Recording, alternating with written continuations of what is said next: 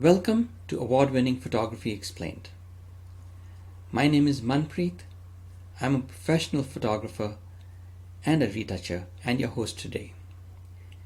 This is a channel where we invite an award-winning photographer and talk to them about the image that helped them win the award. We take a deep dive into understanding how that image was created, what were the challenges, and how they overcame those challenges to make it an award-winning image. For the first time on the channel, we have an award-winning photographer, Bob Coates from PPA, the Professional Photographers of America. So, welcome, Bob. Hey, thanks, Manpreet. I appreciate the opportunity to share here. So, a word about Bob. Bob Coates is a photographer who lives, sleeps, eats, and breathes photography process.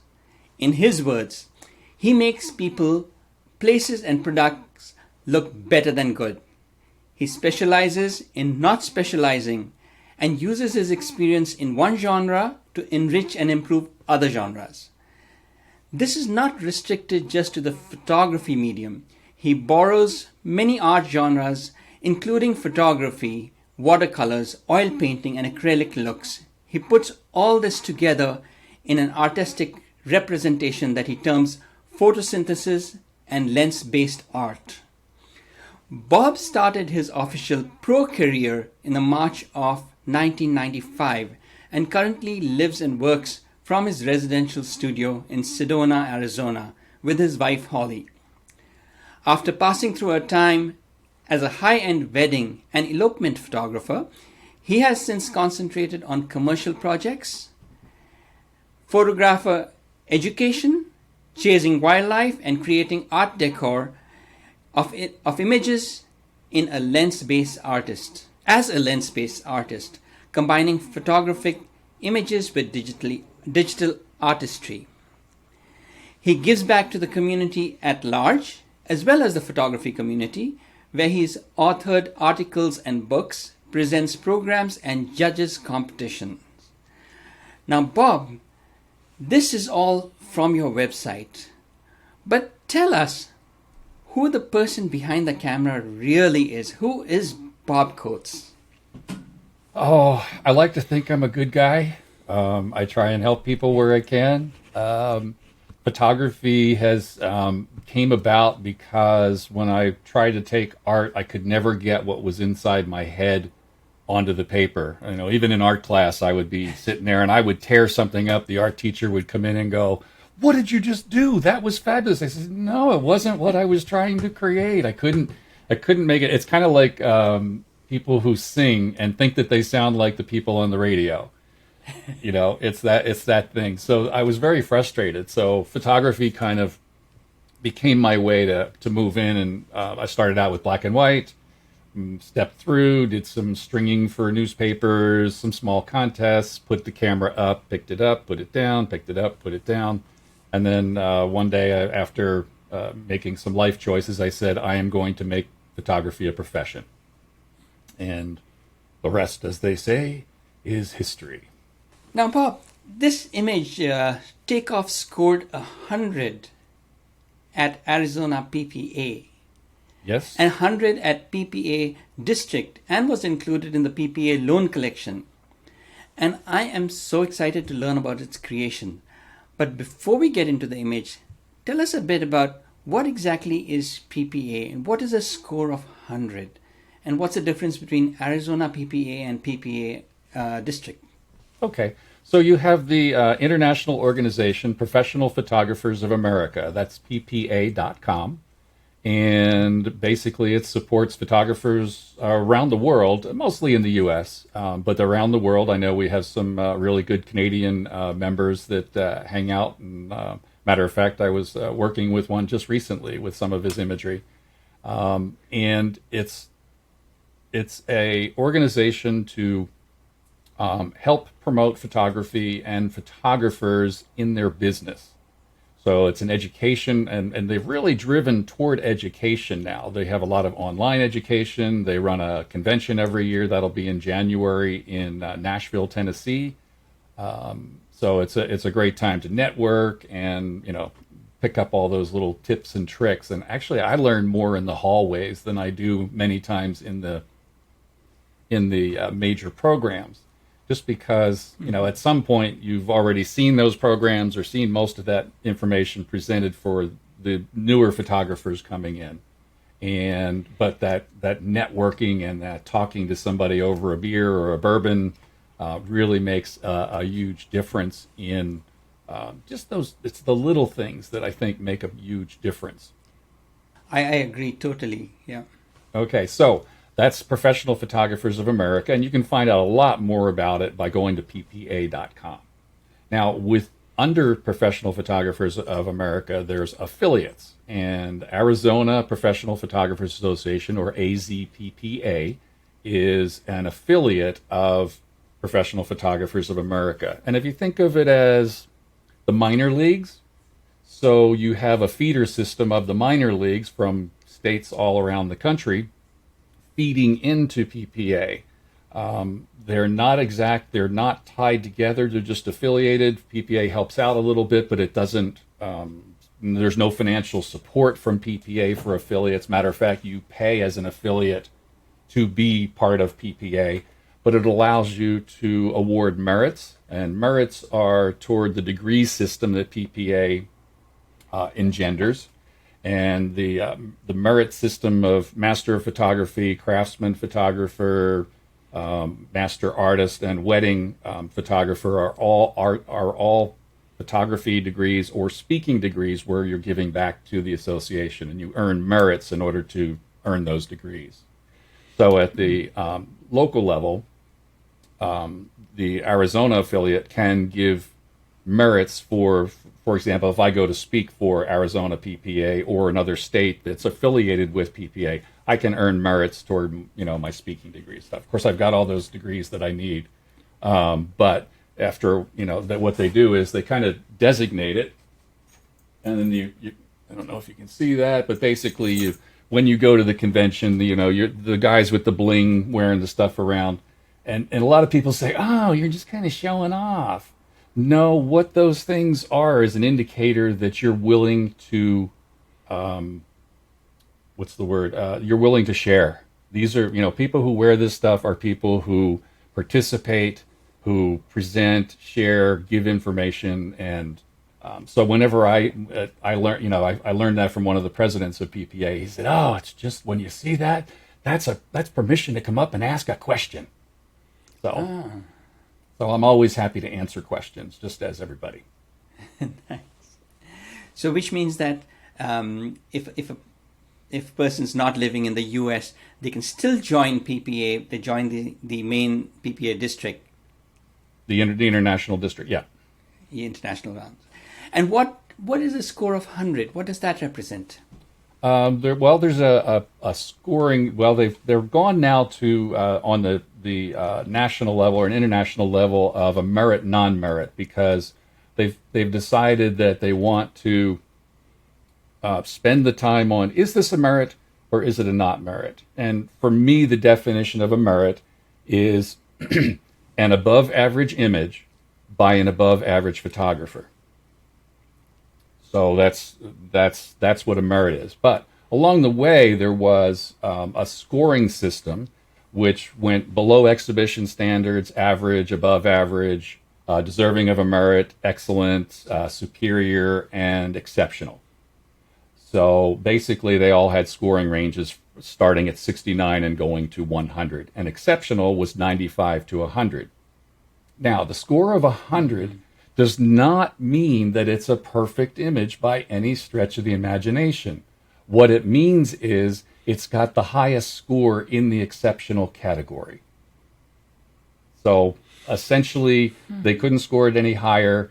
Maybe there was something here or there. I mean, I found it very hard when I was first judging to score 100 when I was judging as an affiliate for PPA, because I was like, well, it's not perfect. Well, it doesn't have to be perfect.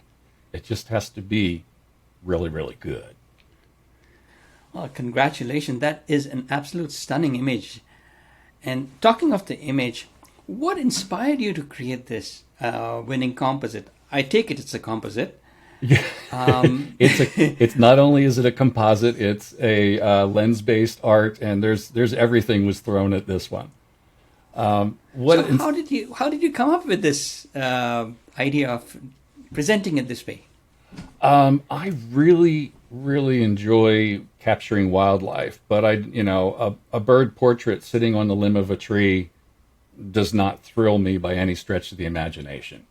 So the idea is, excuse me, the idea is that I want to show bird behavior. And often that's maybe just the wings in position, leaving a branch or a tree, or, doing something, or eating, or, preening, whatever it may be. And many times over the years, I have chased down birds, and part of that behavior is the takeoff, especially for water birds like the sandhill cranes in this particular case. Or I've done this. The first time I pursued this thought was with a set of pelicans. And when the birds take off from the water, I never realized that wings bent in the middle, that they were like arms and elbows. So seeing that kind of thing really made me want to show that. So then when I was at Bosque del Apache, we got to, be up close and personal right on the side of the road where the birds are roosting and hanging out overnight. And then they all take off in the morning. And I was like, ooh, I need to get this. And I've probably photographed it 200 or 300 times and was unsuccessful, just because another bird would pop up, or the birds don't know that they're supposed to fly straight across your field of view. They may go off this way, they may go off that way. There may be another bird that jumps up in the middle of the sequence, whatever it is. It's just, you have to really work at it. And then the other part was, when I was originally trying, I was hand holding, and you just can't do it as smooth. And I just bring up a thought that and I don't know if this is the time to do this, but basically having I don't know how well we can see this, is to have a gimbal that you're able to track and smoothly follow the birds. And when you add a tool like this to your repertoire, it makes a big difference. And again, things that are handy, like many times when you have a tripod, you have to, what are you going to do with your strap? You got to wrap it around the thing, or it's still blowing around.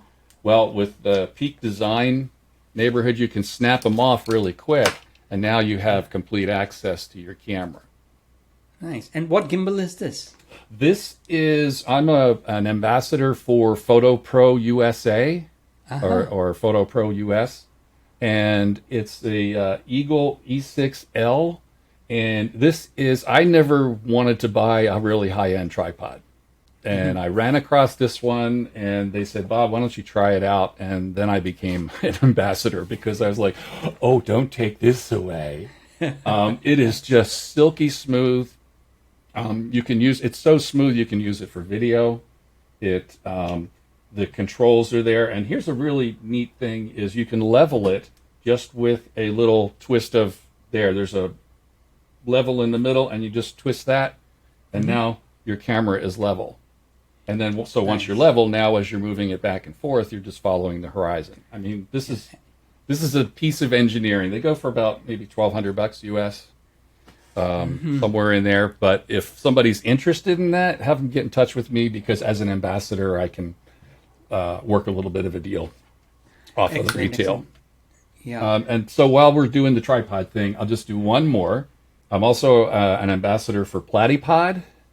And to do really cool shooting for wildlife, you have to get down on their level. Well, a lot of shorebirds and things are right there on the ground.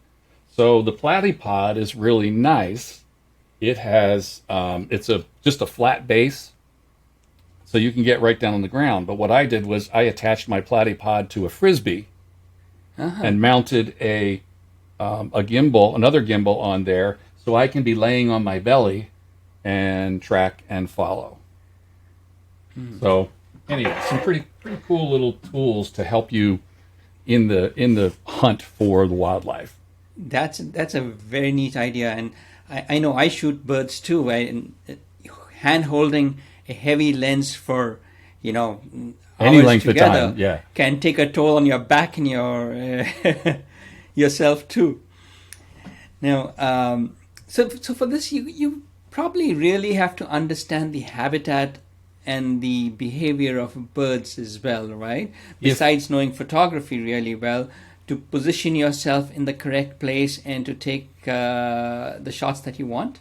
Yeah, when I recommend or talk to people about doing wildlife photography, I say go and study the animal or the bird or whatever to begin with. Just sit. Don't try and take pictures right away. For example, hummingbirds.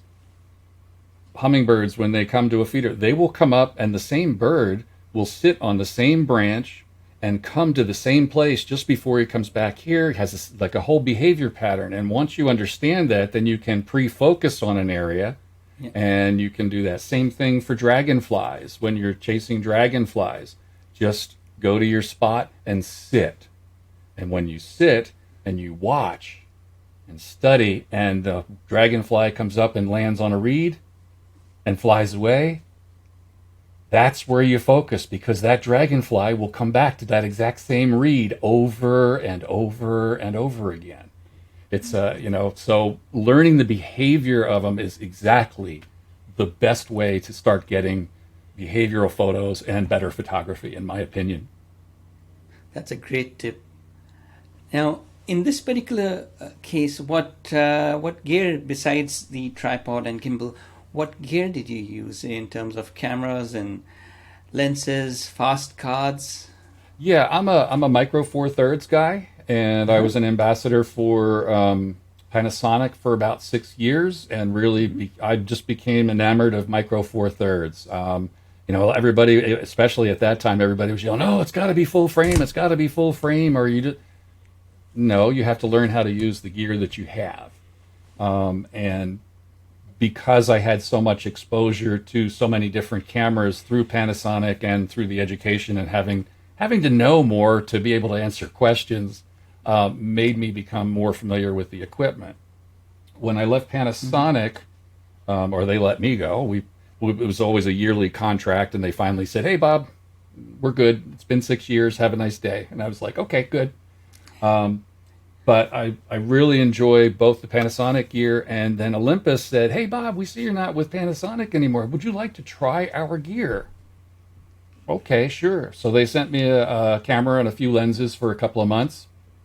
And what I found was that Olympus was pushing the envelope of computational photography, where so much is being accomplished in the camera, that you couldn't do like it. You can do neutral density filters utilizing the camera. You can, so you don't need to put a neutral density filter on the front. Well, depending upon what you're trying to do, but you have a 5-stop neutral density filter inside your Olympus camera.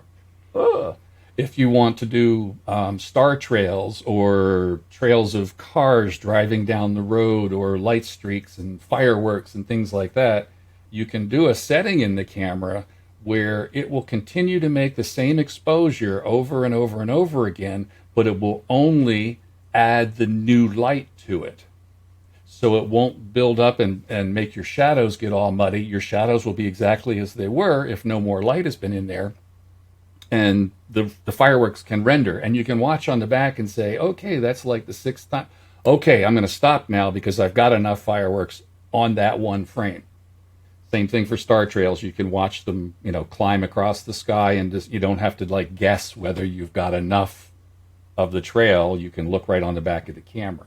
So they were doing stuff like that while Panasonic was building out their full frame camera setup, or at least that's my thought process on what was happening there.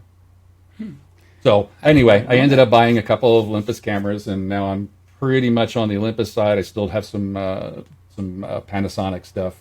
All the Micro Four Thirds are great as long as you expose to the right. If you don't expose to the right, you're working with a lot of pixels. When you try to open up shadows and pull them to the, to open them up, you bring up a lot of noise and problems. Yes.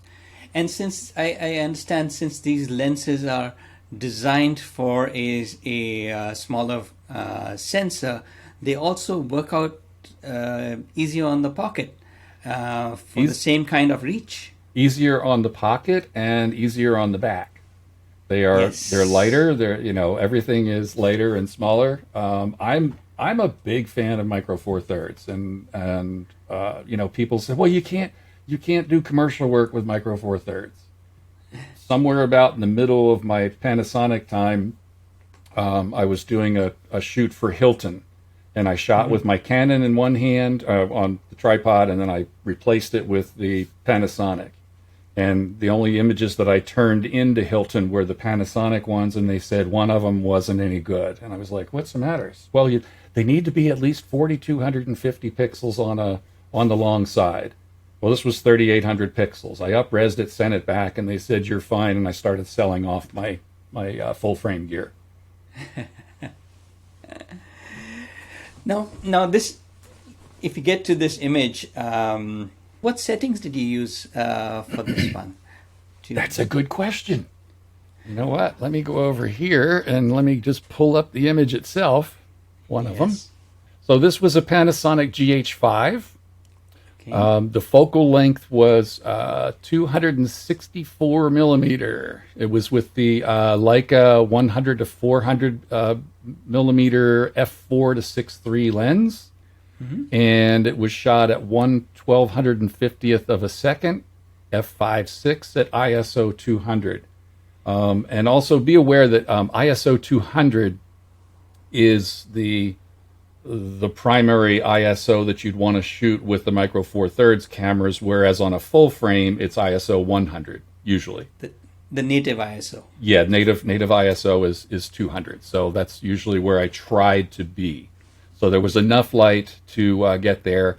And one of the things that you have to worry about, especially with bird photography, is those wing tips as they're moving. So you need to be at least over 1,000th of a second.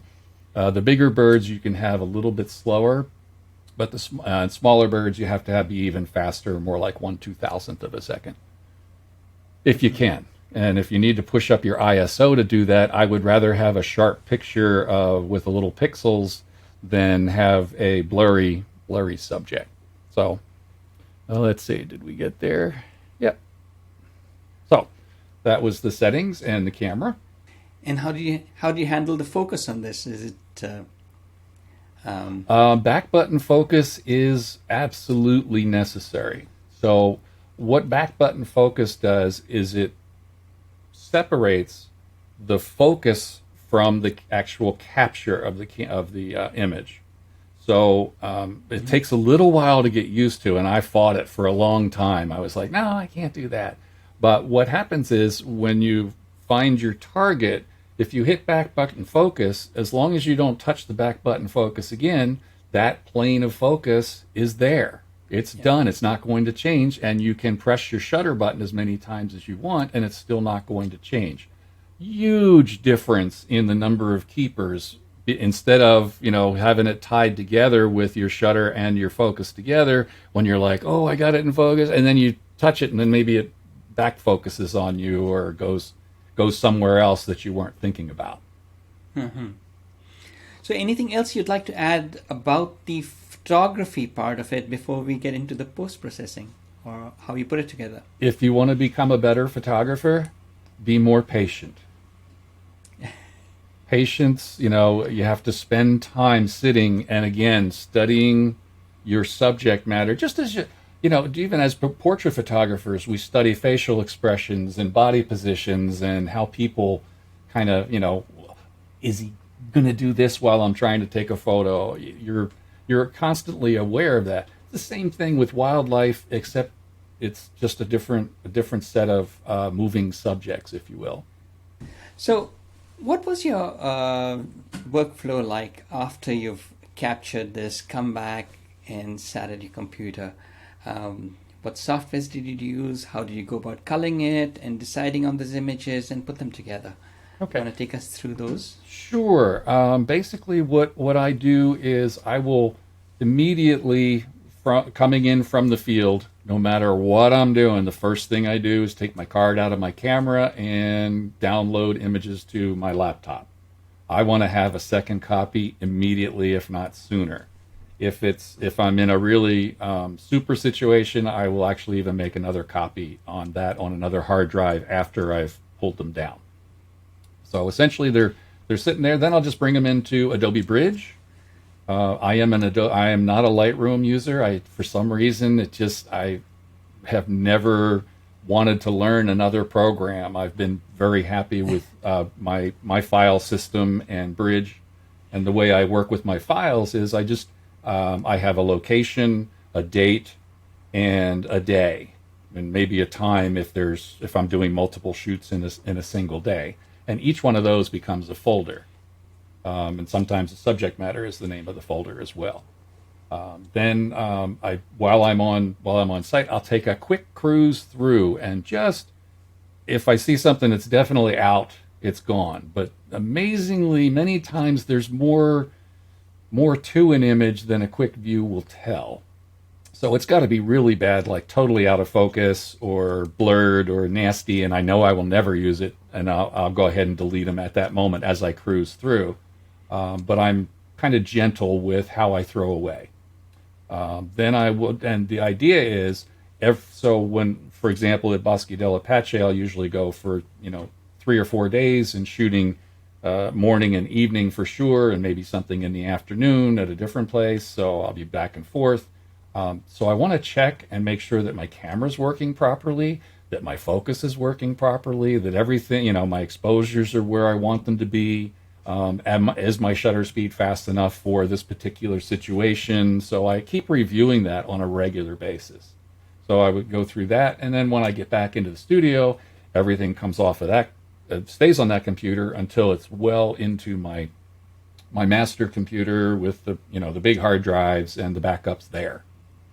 Backing up is imperative. Yeah. So how did you put this sequence together as a panorama? Was the backplate a separate image?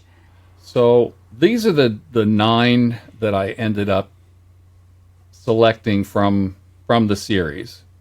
There was 23 images, I think, in the sequence, and that took about 2 seconds. So things happen really, you sit there and you go, oh, well, that's really nice. Yeah, that happened in a second and a half or 2 at the most. But if you notice, as they go, what I've done is of the 23, some of the wing positions in the sequence were the same. So what I was looking at was to have the full Megillah of the takeoff. It's the running, it's the thing, it's the wings, it's bent, it's up, it's down. And so that was my goal, was to get them all. And it was so weird when I got this shot, when I got this sequence, I went, oh, I hope this is in focus all the way. Oh, please, because I knew I was able to track the bird all the way through, and I was ecstatic. But I was like, oh, I can't wait till I get back in my computer. Please, I want to see it. But it turned out that it was pretty close, and close enough, especially for when you do artwork and you're going to take things to a different level. You can have some fun with it. So anyway, these were the 9 that I took, that I decided to use. And then the next step is to think about it and think about what you want your final image to look like. And that was, okay, these 9 will work. Well, I'll need this much space between them. It needs to look like they're all, part of the actual sequence. So you had to also look at the splashes on the feet, and where they were still stepping into the deeper water, and once they took off, how it flew. So it was kind of making it. I always look. I call this the reality within the fantasy. So something needs to look like it can happen or can be real, in order for it to become believable as a piece of art. I don't know if that makes sense or not. Makes perfect sense. And I've learned a new phrase. Okay. Reality. Yeah, the reality within the fantasy. And I sort of take that from, have you ever seen the movie Avatar? Yes. Okay, the movie Avatar. Everything is blue. The people are blue. The scene is blue. It's very, very blue. Within 5 minutes, you're sucked in. Everything is believable because all of the shadows are good. All of the movements are good. Everything is real within the fantasy world that they built. Mm-hmm. So and that is a phrase that I actually coined. So I'm pretty excited that you caught that. Yeah, impressive. So then the next portion is to extract the birds from their individual frames. I've done this before with another scene with a set of an egret, a snowy egret that was running around and thing, and I probably caught a couple hundred images of it while it was feeding in an area, and it would run over here. And I was looking, I go, boy, that looks like it's dancing. So I ended up with an image called Dance of the Snowy Egret, which was the precursor to this one. And so it was basically, because as I was watching, I was like, oh, it looks like he's dancing. And so I made a 6-frame image where he's going through all these things, and at the end, it's bowing down. So it's always some fun stuff. Good. So this was a maturity of the idea rather than something just hitting you all of a sudden. It's a growth from everything. It's when I started, it was to do this with pelicans, and I have a sequence of a pelican taking off, and it stayed good enough on the frame, and that was probably years before I got to this level of kind of chasing things down. Mm-hmm. I try and keep my brain open to different ideas and thoughts when I'm playing. So sorry, you were saying how you extracted this. So we move into the extraction process, and so right now, if you look at this this image right here, let me see if this is working. Yes, okay. So if you look up here, right now I have my mask turned off with the X. Mm-hmm. And you do that by just clicking with the shift key held down on the mask itself, and that'll turn it off. And that's always a good way to start to see how well you're doing with your selection. So if I turn it on, turn it off, I can see what's going on with it. You have to hold down the shift key to get it on. You only have to touch it to make it go away. And I don't know how tippy you want me to get, but another thing that's really important about doing extractions and working with them is seeing what the actual mask looks like. And so if you hold down the Option or Alt key, depending if you're a Mac or PC, if you click on it, you get to see the mask. And actually, as I look at this mask, I'm going to blow it up a little bit. Look, I've got some boo-boos inside where I didn't clear them. But they were finite enough that it really didn't matter. I never saw them, but this is the kind of thing that it's a way to check, and it's a really cool tool to have in your kit when you're working on extractions. I'm going to go ahead and make a copy of this, Command or Control J. Then I'm going to pull the mask off of that, throw it away, and turn that one off. So there's a bunch of different ways to do selections. You could go in with the pen tool, which I would never recommend personally. I have people who swear by the pen tool, and I swear at the pen tool. It's not something that works super well for me. So there's a bunch of different ways to do extraction. So there's many different selection tools in Photoshop. And what you want to do is take the most direct route and the simplest one and try that first. And Photoshop now has, if you have any of your selection tools selected, it's got the possibility. So Select Subject actually doesn't do a bad job. So there's a good start to select subject. So it's looking for contrast and color and different things, and it's a machine learning type of thing. This is part of our AI coming to help us. Some of the AI is not so helpful so much anymore. What's going on? But I'm amazed the how far AI has come in terms of helping tools like this in terms Yes. of selections. It's gotten to be amazing. So what I would do once I get to there, then I'm going to go take the lasso tool and zoom in on the edges and such, and say, okay, if I hold down the Option or Alt key, it takes away from the selection, so I can clean this up a little bit more before we go to the next step. So I can go in here, and I'm not going to get crazy on the selection itself. You get the idea. Yeah. We can make we can clean up that selection and get it much tighter. Right. Then the next move, in this particular case, it didn't select some of the stuff that I wanted. I wanted some of these water splashes. This was an incredibly long project that I revisited on a regular basis to go back to. This didn't happen in an afternoon because, number one, the selection of the individual water drops and the pattern and deciding how much to bring with me and how much to make go away all made a really big difference. But as they say on the Easy Bake Show, hey, I already have one right here for you. Another thing to note about, look, it's got the water, it's got the splashes, it's got everything's nice and clean. Okay, so our mask is already cooked, so to speak, which leaves us with this image up here. Now, so one thing to note, many times you want to use your image as a mask itself, or this selection as a mask. Now we can save this as in the save selection, and then you can name it so that you can access it later. But you always have it sitting right here. So if I deselect, if I just Command or Control click on the mask itself, the selection is now active.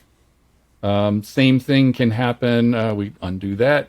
Just the layer itself. If you click on a layer that has blank pixels, if you click on that, it becomes the selection. So it's nice to be able to have that to work with. So then I went through each one of these different ones. Again, working with, I wasn't sure exactly how this was all going to come together. Mm-hmm. I'll just show you a few of them just for fun. Again, here's the before. Hello. There's the before. And then there's the after. Now note that this still, to me, is still a rough selection. And it's a rough selection because mm-hmm. I've still got some hard edges. And when you make your selections, one thing that's really important is that it blends into whatever you're going to put it into. And if you look here, this hard dark edge that we have along here, that's like a telltale. That'll make something look like it's cut out. And whenever you have those things that look like they're cut out, you have failed the reality within the fantasy program, because it's like, right. Oh yeah, he cut that out. You want it to look like it was either painted or not cut out and put together. So don't save that. So again, same idea, worked all of those. We don't need to get too crazy. Now, remember I said everything goes through a bunch of iterations. Mm-hmm. We kind of, I hide that. This was my initial idea that it would be in kind of a sunsetty neighborhood, and that didn't work out too well. But there's various ways to, this layer here was to add a little bit of contrast down there. So if you turn it on and off, you can see we've kind of made the birds come to life just that little bit more by giving them just a little more, but it was only where it's on in this mask here. So again, masks, layers, and blend modes. This is in multiplied blend mode. If we put this into normal blend mode, that's what it looks like. Okay. Let's put it at 100%. that's what it looks like at 100%.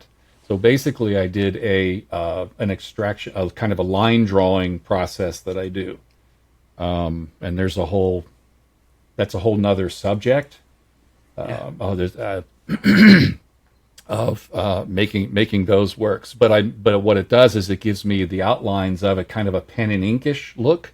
But I don't like that totally. So once we've got that, we can change the blend mode, and blend modes are our friends. Boy, we can do lots of things, and it's WYSIWYG. What you see is what you get.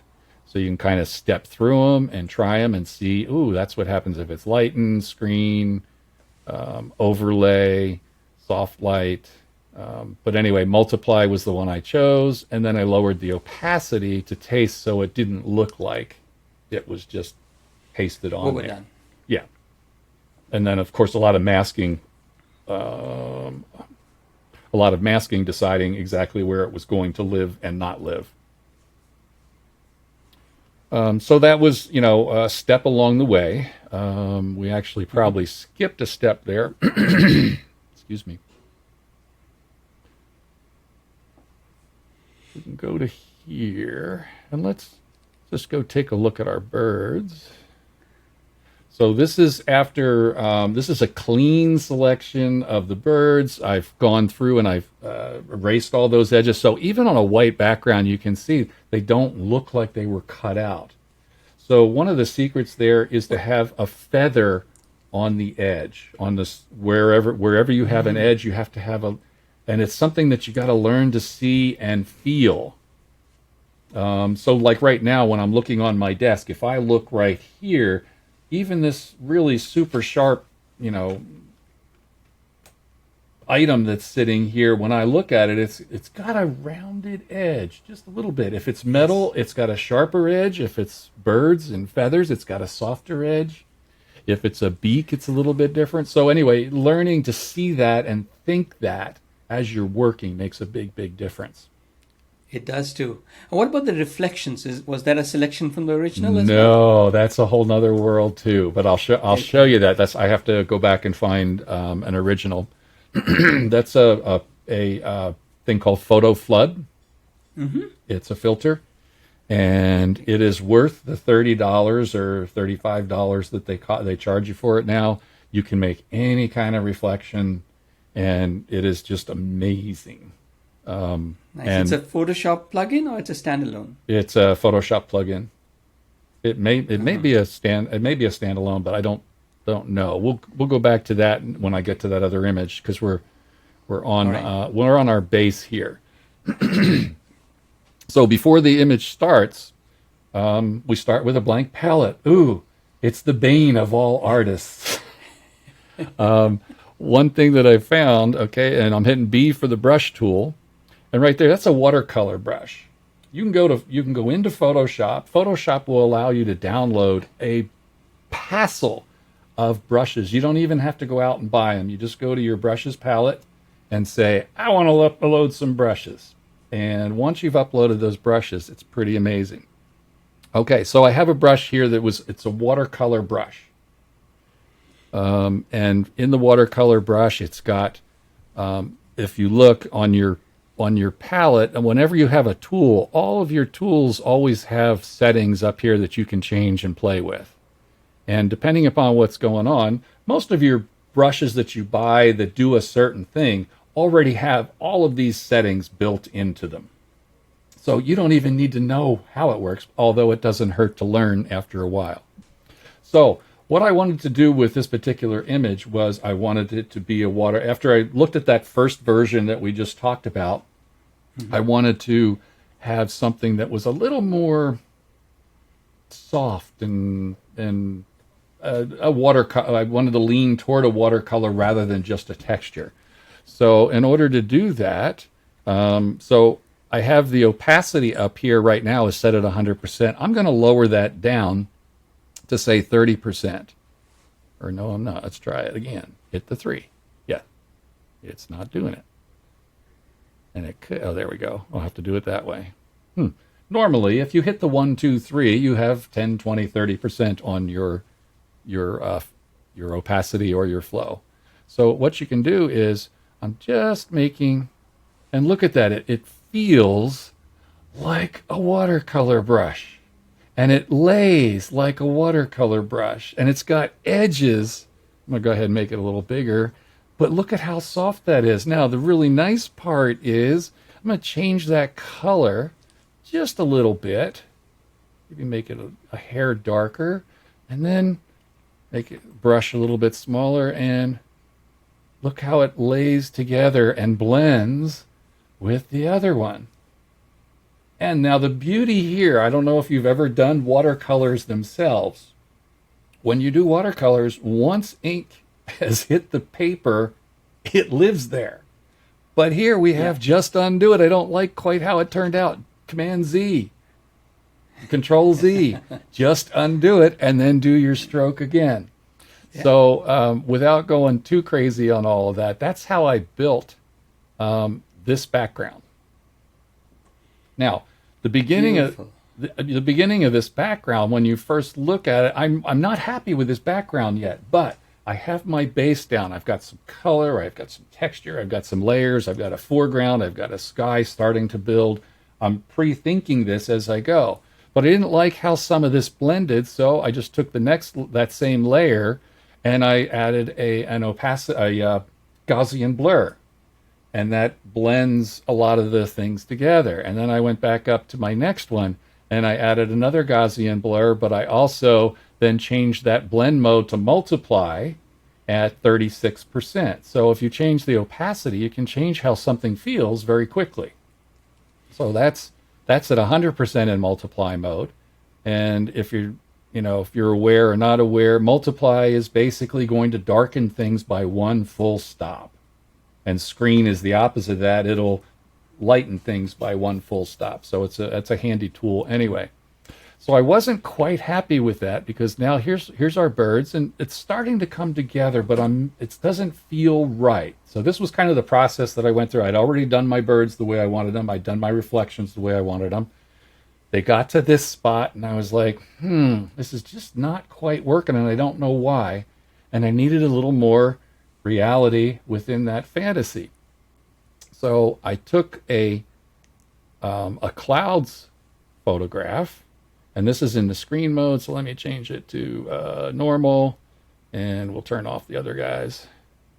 So there's our clouds. Now I've already lowered the opacity and painted out some of the opacity on the bottom, but you can see what we've got going there.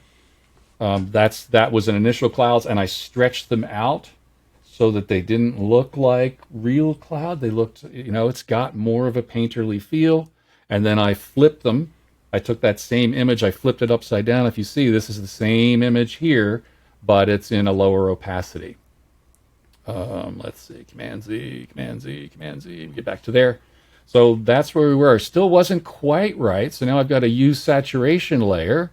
And that's, some of this stuff is very subtle. Do you see how that just barely, I know it doesn't seem like much, but layers and textures and things like that with that use saturation, it's just a touch.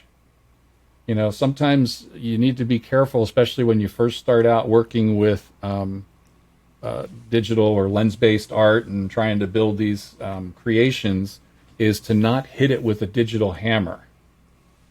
I had that problem when I first started out. I used to just, I need a border here and I need a background on the border, and not a good idea. Okay, so then there was one more use saturation layer at the very top, and then that was the final image there. Amazing! It's an incredible image. So you can see. So again, there was a few more steps in between that. It's just who knows what I did. One thing that I always do is when I'm working on art images, as soon as I get to a place where it goes, wow, that looks pretty cool, I save a version, a full layered Photoshop version. So there would be version 2, version 3, version 4. And, anytime it looks good, because it's so easy to do 10 or 15 more steps and then go, oh man, I really liked it back there. And it's very frustrating to try and rebuild when you're experimenting and playing, and was that 20% at that opacity? Was it this layer? Was it that, texture, that kind of thing? Let's see. And these files are very large. Okay, yeah, so I think, well, you know what? I can take the reflection off, so we'll make that go away. So I can just do there and Option delete, fill the layer, Option delete. What the heck? Wrong color. Command delete. There we go. Okay, so when you have a situation like this, you know what? Let's do that a different way. Let's clear. Let's see if that works better. Edit, clear. Okay, yeah, that's better. So we have our subject on there, and I always put a layer underneath so I can see what's happening.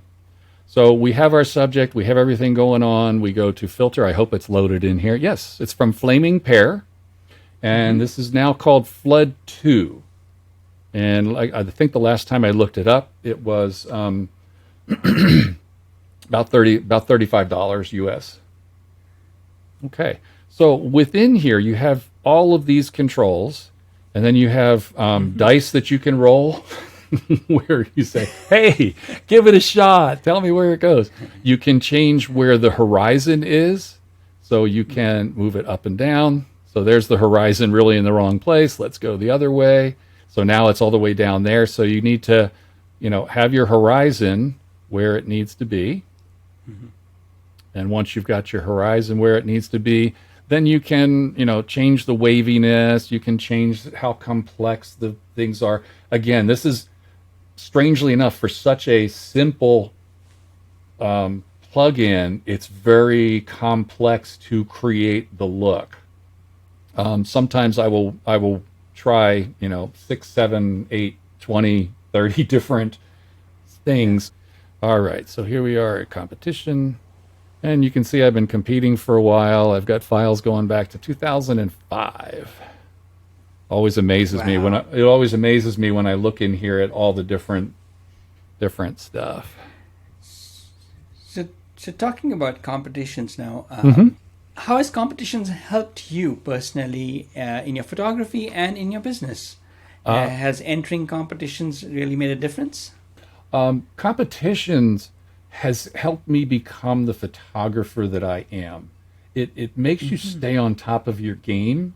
When you put your work out in front of your peers for feedback, when you first start out, boy, it can be really painful.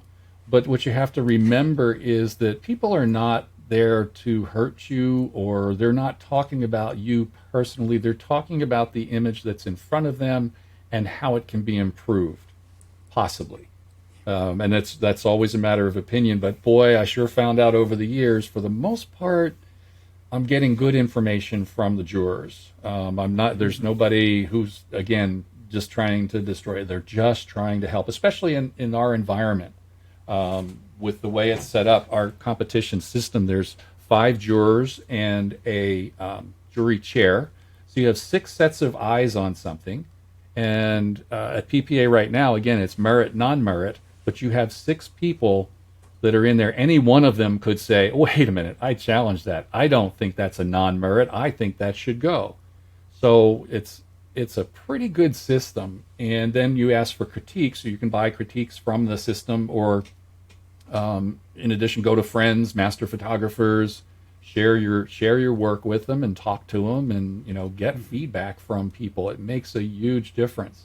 The other way that competition has helped me amazingly in my business is every even entry into an image competition has led to a press release. I have a stack of press releases. If you go to successful-photographer.com and look on there, I have an article in there, or a whole section in there called press releases, and there's some tips and tricks on how to get your press releases seen, printed, and then how to utilize them afterwards to promote your business.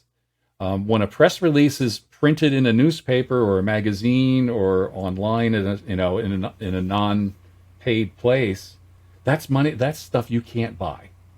True, true. Now, talking about shaking hands, I believe you contribute quite a bit to other non-photography related organizations. Well, yeah, I did. You are pretty active that way. Would you like to mention any of your favorite or give a shout out to them? I pick up trash on the side of the road. I have a mile of 179 that leads into Sedona, and I go out there once a month or so to, kind of keep it a litter lifter. I deliver meals for Meals on Wheels. I've done calendars for the Sedona Arts Center, and for the Meals on Wheels raised probably $15,000 doing a flower calendar for Meals on Wheels. When my dad passed, he had been delivering Meals on Wheels at age 84 to the old folks. So when he passed, I told him I would pick up a root in his honor. And I also made an image while I was there and brought that image back and donated it to the Meals on Wheels locally in Sedona for promotion and earning some money for that. And that raised probably a couple grand, which led to the calendar, which obviously raised a lot more money. So I'll put the link in the show notes as well. Now, an aspiring photographer looking at your work and wanting to create similar, improve their photography to that level, what would be a quick advice that you'd give them? Do they want to be in business or art or what? What is because there are so many different versions of photographer. So is it somebody who just wants some images for their wall? Is it somebody who wants to sell? Is it somebody who wants to become a professional photographer doing commercial work? Point me in a direction, because all the advice is different. Let's say somebody who wants to just improve their art. To improve their art, go to art museums. And when you go to an art museum, don't just walk into the museum and, oh, that's nice. Oh, that's good. Oh, I like that one. Oh, that's really pretty. Working your way, and kind of being out in an hour or two or even 4. Go into the art museum and find something that captures your attention. Wow. I would go in and many times I'd be like, how did they render the metal to look like metal? And why does that look like a jewel? And stand in front of the painting as close as they let you get and look at it. Then step back 5 feet and then step back 10 feet. And if you can, step back 15 feet and spend quality time with individual images that speak to you. And it's amazing and the other thing is, shadows and highlights create depth and dimension, and you can build shadows and highlights into your images using soft light. There's any number of ways to do dodging and burning in your images.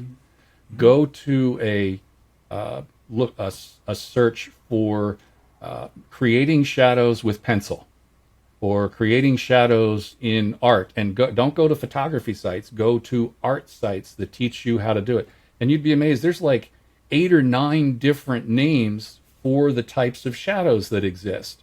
We have a contact shadow. We have a reflected shadow. We have a shadow that gives it the shape of.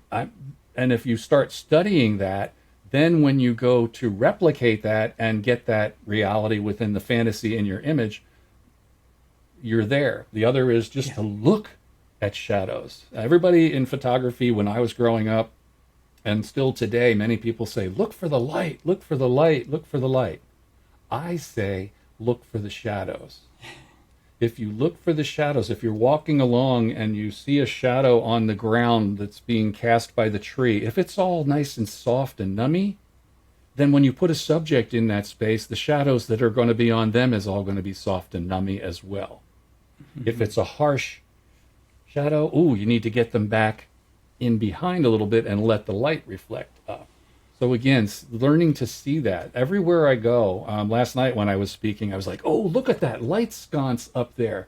Look at how the shadow fades. When a shadow is right next to the light source, it's pretty sharp. As it goes away, it gets softer. A contact shadow is very sharp. So having, this information in your head can help you in your artwork immensely. That's extremely, extremely well said. I thank you so much, Bob, for such an inspirational talk and your insights into how this image was created. Now, how can anybody who wants to follow you, follow your work, learn from you, how can they do that? Well, I think just do a search. I'm like horse poop. I'm all over the place. bcphotography.com is my commercial website for my, my business stuff. coatesart.net is my art site. I also have a site if you want to do a search on Fine Art America. I don't have that one off the top of my head, but I'm on Fine Art America with a different kind of art because my coatesart.net reflects my gallery work. I'm in a gallery here in Sedona, and I won't undercut them, and the pricing needs to be in that same neighborhood, but then I have a different line of things that are on Fine Art America. And then I'm on Facebook at Bob_Coates. I think there's a number there, Bob_Coates_photography. Yeah, I'll send those to you. Links. Or I think you probably already have them. Yeah. Then I'm on Instagram, and I just joined Vero, but I may be backing out of there. Who knows? Kidding. Social media is a full-time job. It is, and so I have to get a little more picky with my stuff. Well, thank you so much, Bob. That was absolutely incredible. I so enjoyed learning how you created that. It was very educational, very inspirational. Oh, thank you, Manpreet. Now, remember to subscribe and like the video and share it with anybody else who could benefit from this education. Thank you so much.